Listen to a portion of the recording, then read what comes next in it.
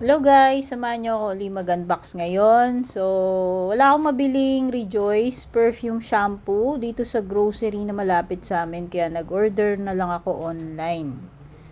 So, Magnolia yung scent. Ayan, Rejoice Rich Magnolia scent yung available. Tinry ko lang muna yung isang piraso. Bala ko sana yung bundle na dalawa, pero baka hindi ko magustuhan yung amoy kasi hindi ko naman alam yung amoy nitong Magnolia na to. Tara, buksan natin. Ito lang kasi yung hiyang ng buhok ko lately. Galing na rin ako sa Pantene, dami ko nang na-try, Tresemme, etc. Ayan, matipid kasi pag malalaki yung bibili ninyong shampoo.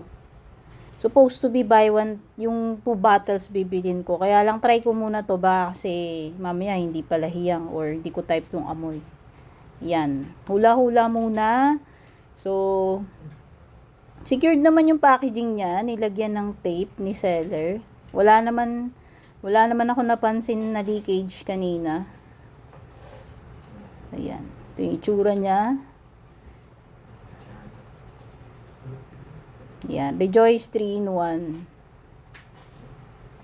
Perfume siya, perfume. Na-try ko to nung pandemic 2020. Nagustuhan ko. Yan. Pero ibang luminous rose yata yung scent na nakuha ko noon. Pero ito kasi is Magnolia, Rich Magnolia. Try na nating tignan. Yan, tanggalin natin tong tape. Kung may leakage ba, no? Isang purpose din itong video ko para lang pag may damage or problema, at least na-document ko man lang para kay seller, para pagpapalitan. Ayan, wala naman leakage so far. Very good.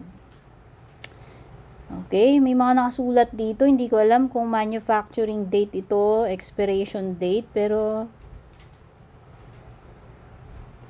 hindi ko maintindihan kung expired na ba to or what.